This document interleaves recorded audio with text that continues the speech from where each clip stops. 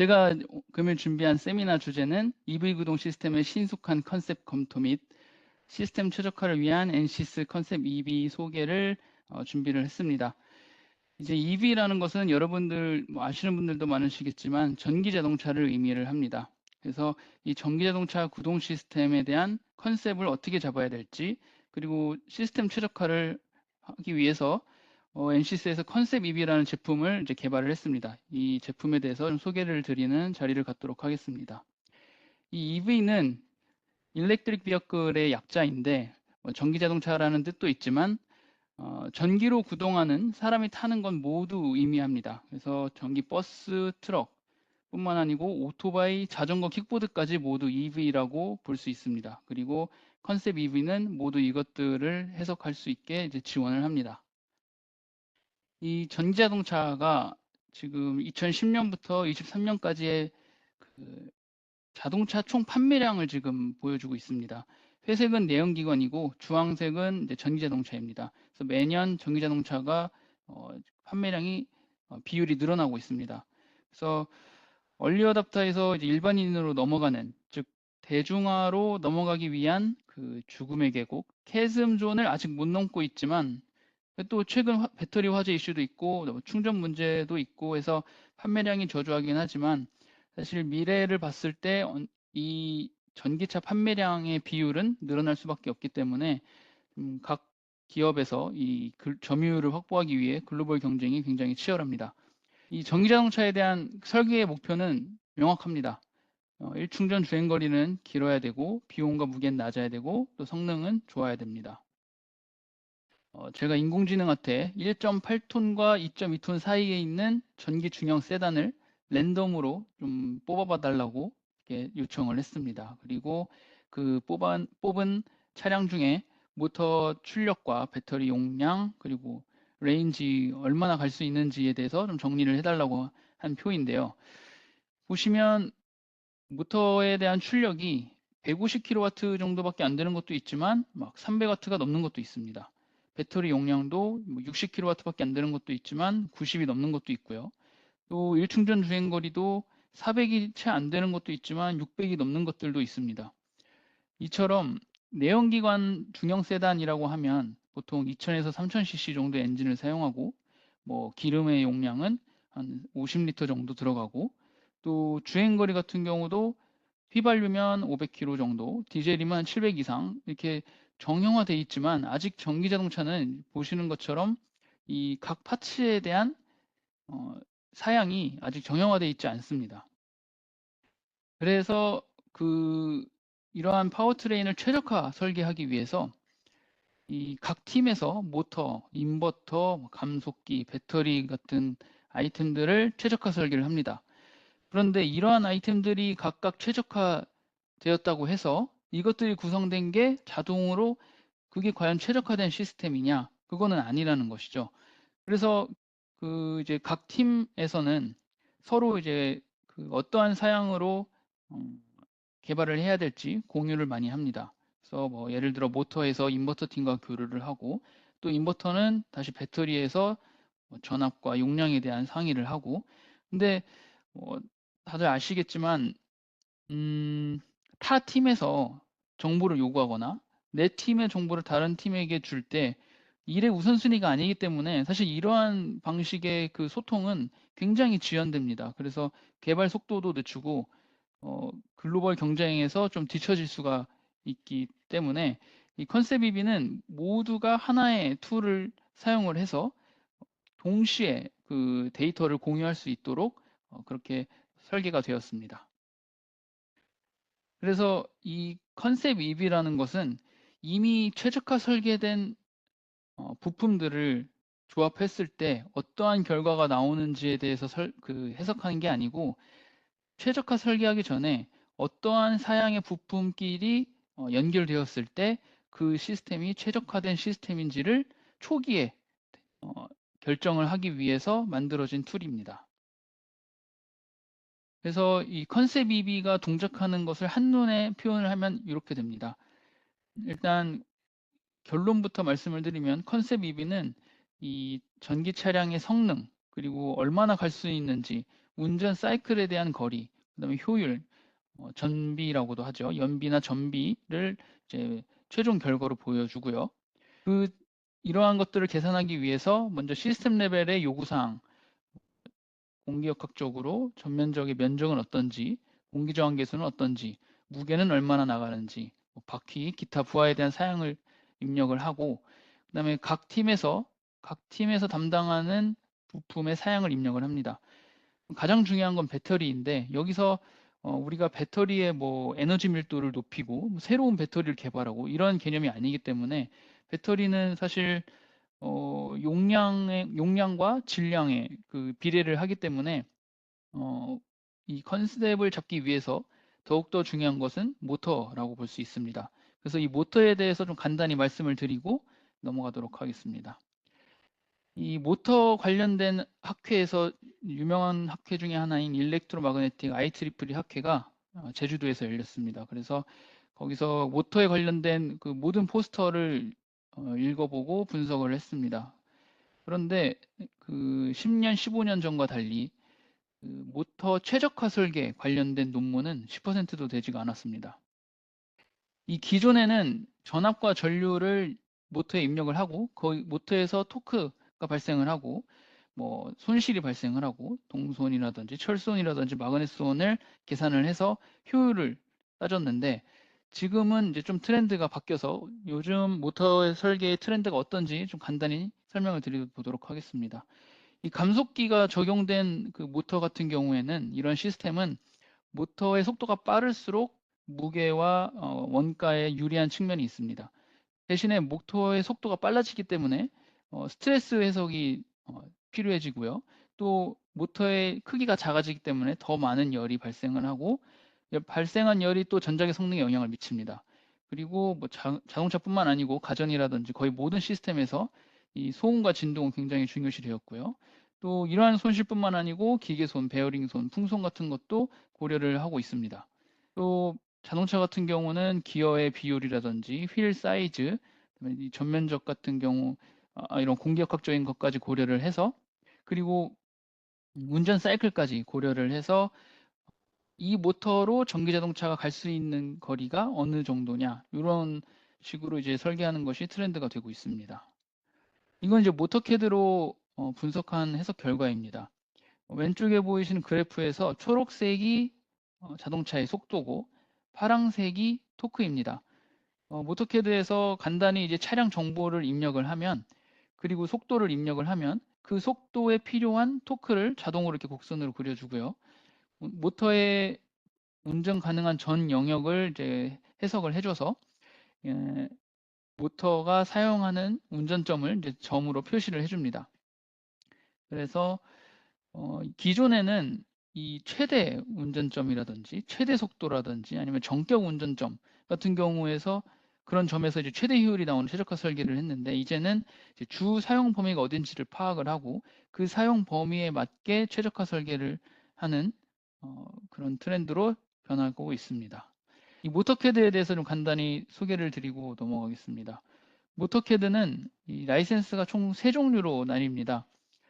영구자석형을 해석을 할 것인지, 유도기를 해석할 것인지, 아니면 기타 싱크로너스 모터를 해석할 것인지, 아니면 이 3개를 모두 포함한 엔터프라이즈 라이센스 이렇게 4가지가 지원을 하고요. 제가 이걸 말씀드리는 이유는 보통 해석 툴이라고 하면 하나의 솔버를 지원을 하고 그 솔버를 이용해서 다양한 아이템을 해석할 수가 있습니다.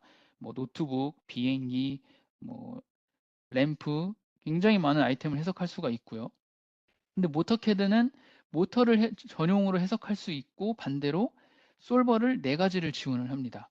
대신에 이 솔버나 옵션이나 기능이 따로 없고 하나의 그 라이센스만 구매를 하셔도 솔버 4개를 모두 지원을 합니다. 그래서 이 솔버 4개에 대해서 좀 설명을 드리겠습니다.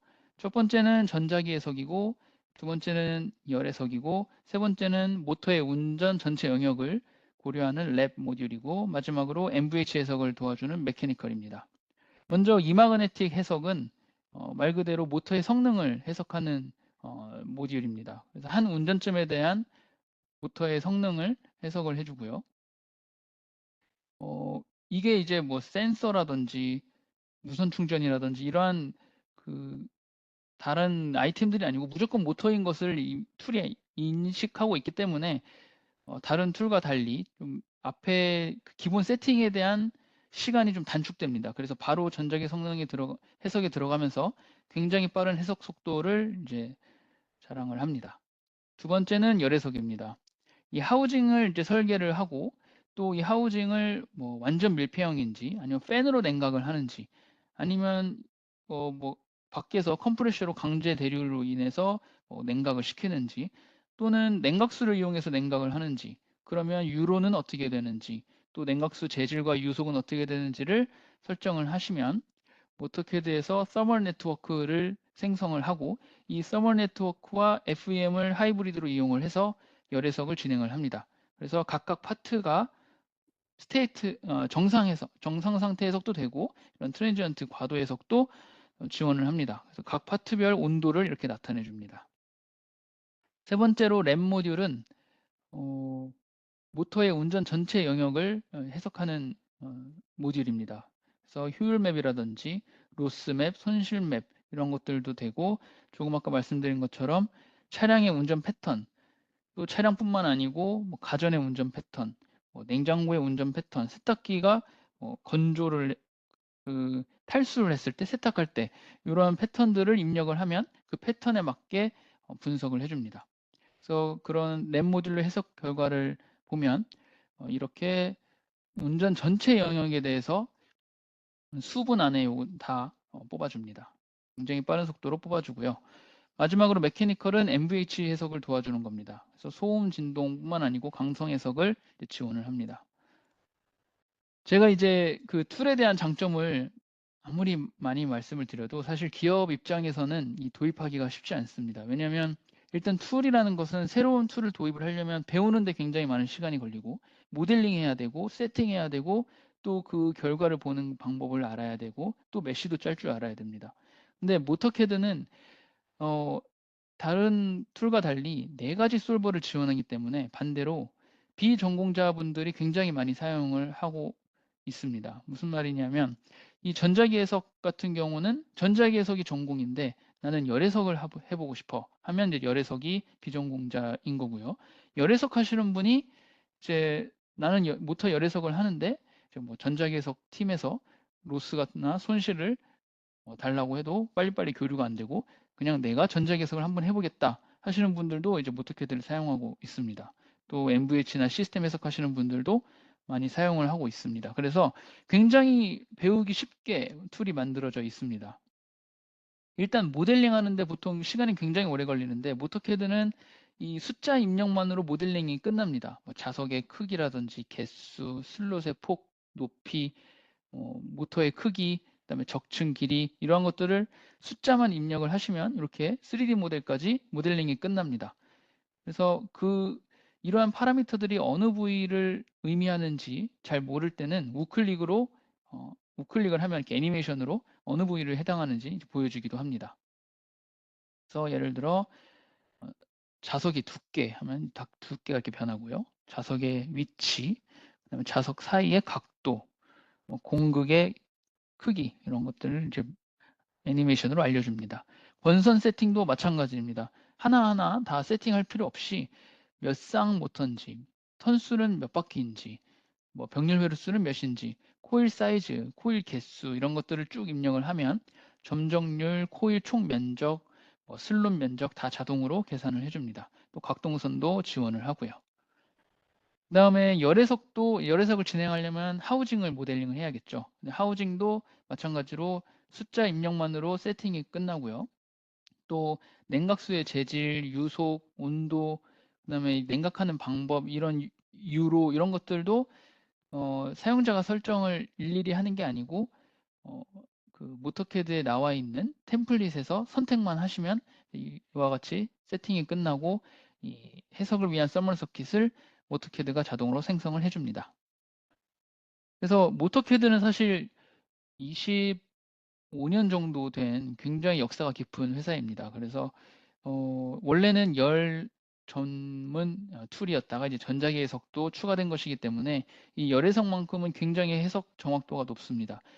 이 CFD나 뭐 아이스팩이나 아니면 실제로 굉장히 많은 모터를 제작을 해서 시험을 통해 이 알고리즘을 계속 보완을 해서 현재는 굉장히 높은 정확도를 보여주고 있습니다. 이 모든 시뮬레이션은 메쉬를 어떻게 짜냐에 따라서도 해석 정확도가 굉장히 많이 바뀝니다.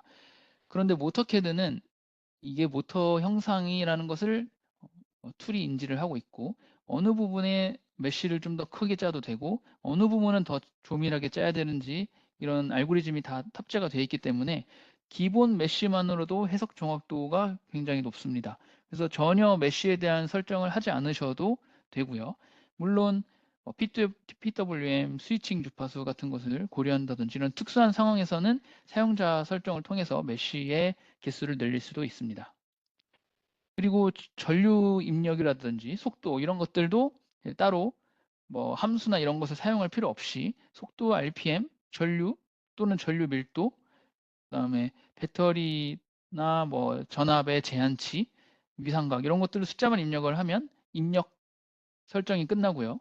또 스큐를 만약에 하고 싶다 하면 스테이터 해줄지 또 로터 해줄지 선택을 하시고 슬라이스 개수를 넣은 다음에 각 슬라이스에 대한 각도만 이제 숫자로 입력을 하면 스큐에 대한 모델링도 굉장히 간편하게 끝이 납니다. 그래서 해석 결과를 간단하게 보여드리면 플럭스 덴시티나 라인을 볼 수 있고 사용자가 어떠한 결과를 원하는지 알고 있기 때문에 그래프 설정도 따로 필요 없이 뭐 토크, 전압, 공급자석 밀도 이러한 것들의 그래프를 이제 선택을 해서 보시면 되고요. 또 데이터로도 뭐 200여 개 정도 모터에 관련된 데이터를 쭉 지원을 합니다. 그리고 열애석 같은 경우는 회전자는 이렇게 고정자, 그다음에 측면에서 바라봤을 때 각 부품의 온도 상승 그래프 이렇게 확인을 할 수가 있고요. 그다음에 랩 모듈 같은 경우도 아까 말씀드린 것처럼 운전 패턴을 이렇게 사용자가 입력을 하면 그 운전 패턴에 맞는 토크를 계산을 해내고 그 토크 기준으로 해석을 해서 열애석이나 전자기해석을 지원을 합니다. 그리고 메케니컬 모듈에서는 이제 전자기력 분포도, 강성해석, 그다음에 시공간에 따른 전자기력 분포도, 그리고 이거를 음압과 합쳐서 이제 사운드를 내기도 합니다. 여기까지만 듣겠습니다. 그 모터캐드는 그 굉장히 많은 템플릿을 제공을 합니다. 거의 27개 정도의 템플릿을 제공을 합니다. 이 모든 툴은 개발자가 A부터 Z까지 설정이 끝난 모델을 열어서 어떻게 설정했는지 확인하면서 배워가는 게 가장 빠른 방법입니다. 그래서 어, 그 모터의 타입, 또 모터의 속도, 용량, 냉각 방식에 따라서 그 개발자분들이 완료해 놓은 템플릿을 보고 연습을 하실 수가 있습니다. 이제 컨셉 EV를 이제 본격적으로 설명을 드리도록 하겠습니다. 컨셉 EV의 첫 화면입니다. 말씀드린 것처럼 컨셉 EV는 모든 사용자들이 동시에 그 정보를 교류할 수 있게끔 만들어져 있습니다. 그래서 컨셉 EV는 클라우드 기반으로 동작을 하고요. 따로 프로그램을 설치할 필요가 없는 툴입니다. 그래서 웹에서 접속을 해서 내가 원하는 팀원들에게 권한을 부여를 해서 모두가 같은 공간에서 작업을 할 수가 있습니다.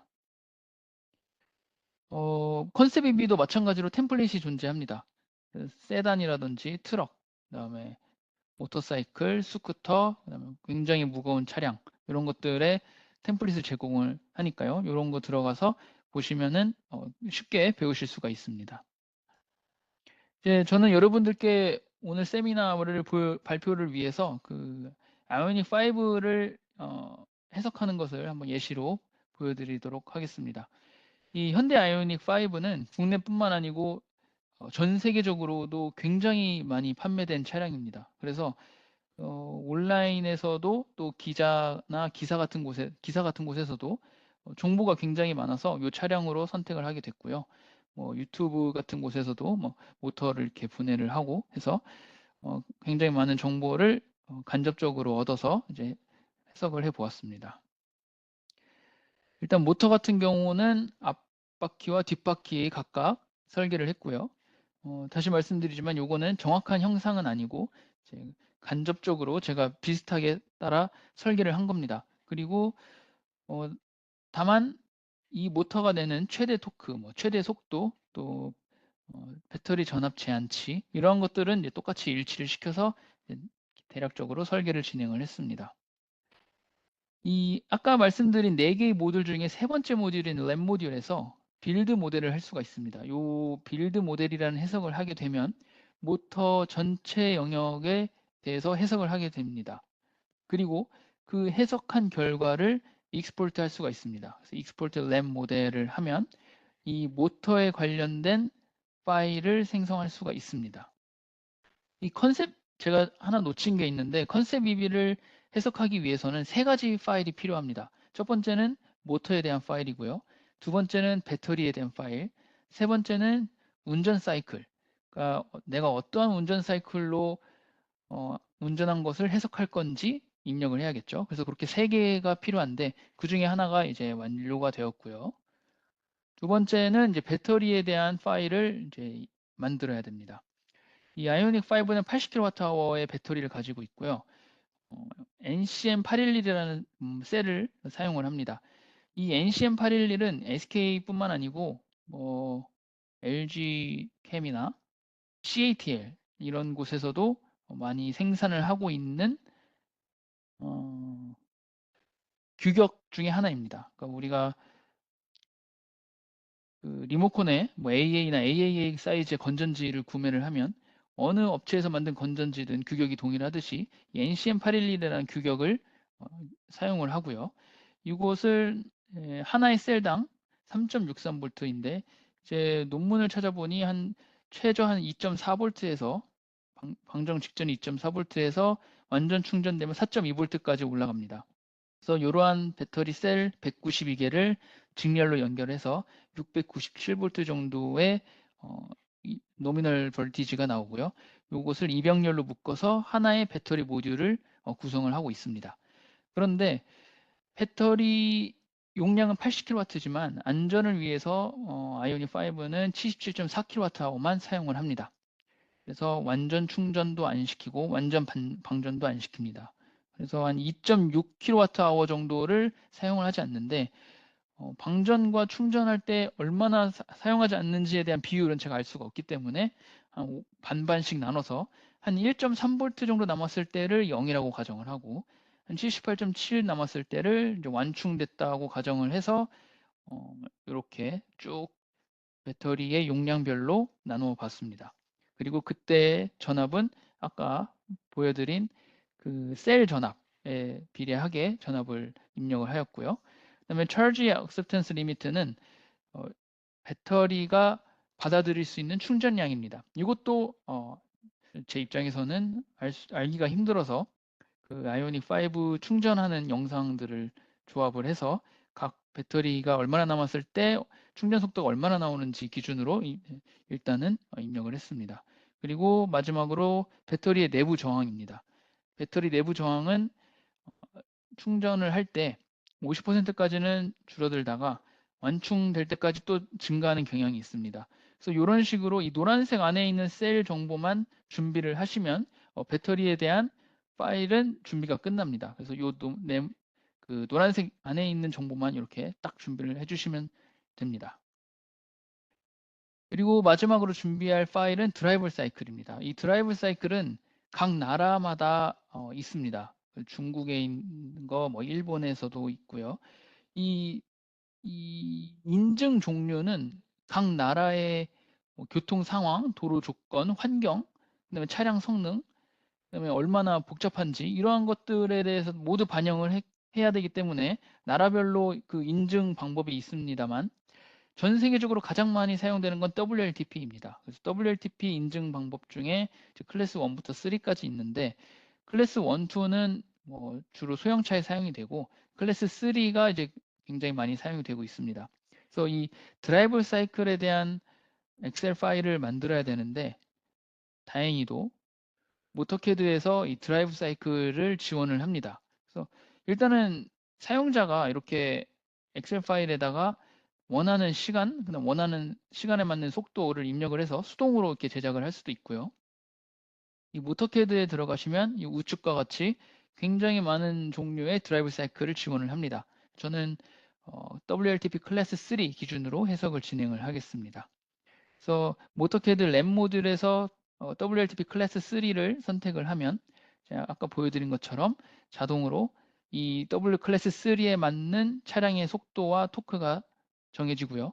여기서 우리가 필요한 건 속도만 있으면 됩니다. 그래서 이 속도에 있는 것을 쭉 복사해서 엑셀에 붙여 넣으면 드라이브 사이클에 대한 파일 준비는 끝이 납니다. 일단 컨셉 EB에서 이제 이 프로젝트를 먼저 생성을 해주고요. 프로젝트는 폴더와도 비슷하고 프로젝트 안에 컨셉을 생성해 줍니다. 컨셉은 파일이라고 보시면 됩니다. 컨셉을 생성을 해서 순서대로 입력을 하시면 되는데 메뉴 구성은 총 4개입니다. 첫 번째로 차량에 대한 정보를 입력을 하고 두 번째로 차량 부품에 대한 정보를 입력을 하고요. 그리고 이 부품들이 서로 어떻게 연결되어 있는지에 대한 아키텍처를 설정을 하면 해석으로 바로 진행이 됩니다. 그래서 요거 하나하나를 좀 설명을 드리도록 하겠습니다. 먼저 에어로다이나믹 설정입니다. 저 같은 경우는 이 전면적의 가로, 세로 길이를 곱하고 이 빨간색 면적을 제외했습니다. 그래서 3.03에서 그 빨간색 면적을 빼니까 한 2.68 정도 나와서 2.68 제곱미터를 입력을 했고요. 그 다음에 드래그 코에피션트는 이제 공기 저항 계수죠. 이거는 기사에서 굉장히 많이 흔히 찾아볼 수 있는 값입니다. 아이오닉 5의 CD 값은 0.288이어서 입력을 했습니다. 그러면 컨셉 리뷰에서는 이 정보를 가지고 이 차량이 운행하는데 방해하는 힘을 이와 같이 계산을 합니다. 그래서 나중에 주행 거리를 계산할 때 사용이 됩니다. 두 번째는 질량입니다. 이 아이오닉 5의 공차 질량은 2055인데 운전자가 한 75km 정도 나간다고 가정을 하고 저는 2130을 입력을 했습니다. 세 번째는 휠에 대한 정보입니다. 첫 번째는 구름 저항이고요. 두 번째는 마찰 계수 그리고 휠에 대한 정보를 입력을 하시면 되는데 이 구름 저항은 이 뭐 기차 같은 경우는 쇠와 쇠가 만나는 거기 때문에 굉장히 낮습니다. 값이. 그리고 이 오프로드 같은 오프로드용으로 굉장히 울퉁불퉁한 타이어 그런 경우 같은 경우는 구름 저항이 굉장히 커서 0.03이 넘기도 합니다. 어쨌든 전기자동차 같은 경우는 0.005에서 0.01 값을 갖는 게 일반적입니다. 그래서 0.008을 집어넣었고요. 그 다음에 도로 컨디션에 따라 또 달라지겠죠. 그래서 마찰 계수를 넣습니다. 보통 0.7에서 1.0이 이제 일반 아스팔트 도로이고 젖었을 경우 미끄러울수록 이 값은 낮아집니다. 이 WLTP 인증은 일반적인 아스팔트 도로에서 진행을 하기 때문에 이것도 0.8을 입력을 했습니다. 그리고 휠의 반지름을 입력을 해야 됩니다. 우리가 19인치 타이어를 사용한다고 하면 그것은 요 림 다이아미터를 의미합니다. 즉, 휠 사이즈를 의미하고요. 여기서 우리가 입력해야 되는 것은 이 전체 바퀴 전체의 반지름이기 때문에 타이어 두께를 포함시켜 줘야 됩니다. 그래서 이러한 방식으로 계산이 돼서 0.3705m가 되어서 이제 입력을 했습니다. 그리고 이렇게 입력된 데이터를 통해서 마찬가지로 이 롤링에 대한 힘을 계산을 합니다. 그리고 네 번째는 이 차량에서 구동을 위해서 사용되는 거 말고 기타 다른 그 이유로 사용되는 부하들이 있습니다. 예를 들어 배터리에 대한 온도 시스템이라든지 모터 열 관리 시스템 그리고 겨울에는 히터, 여름엔 에어컨을 틀어야겠죠. 근데 WLTP는 이런 아이들한 상태에서 시험을 하기 때문에 0.5kW만 적용을 했습니다. 그리고 디셀러레이션은 감속 한계를 의미합니다. 그래서 성능 좋은 그 EV, 그러니까 아이오닉 5 같은 경우는 0.4G까지 가능합니다. 이 아이오닉 5는 최대 0.4 G포스까지 감속할 수가 있고요. 이때 이 중력가 속도를 곱하면 3.92가 나와서 마이너스 3.92를 입력을 했습니다.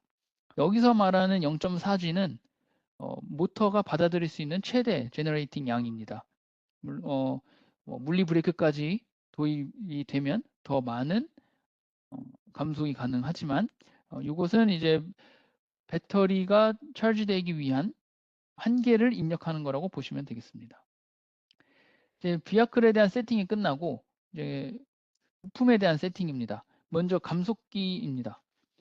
리덕션 기어와 디퍼런셜 기어로 이루어져 있는데 각각의 기어비가 2.2랑 4.7 정도 나왔습니다. 그래서 요거를 곱하면 이 차량의 감속비는 한 10.65 정도 나와서 10.65를 입력을 했고요. 그다음에 감속기의 효율은 한 95에서 97 정도 되는 걸로 알고 있어서 97을 입력을 했고, 이 감속기가 운전을 할 때의 최대 속도와 최대 토크를 입력을 하면 설정이 끝이 납니다. 모터에 대한 세팅입니다. 모터는 아까 모터캐드로 랩이라는 파일을 익스포트 했기 때문에 이 랩을 임포트 시키면 모터에 대한 전 운전 영역에 대한 사양이 임포트가 돼서 빠르게 끝이 나고요. 인버터는 입력할 사항이 굉장히 많아 보이는데 사실 이걸 다 입력하실 필요는 없고 레퍼런스 전류나 레퍼런스 전압, 그다음에 저항 정도만 입력을 하시면 됩니다. 저는 다 설명을 할 의무가 있기 때문에 이거 이제 인버터에 대한 설명은 3페이지로 정리를 했고요.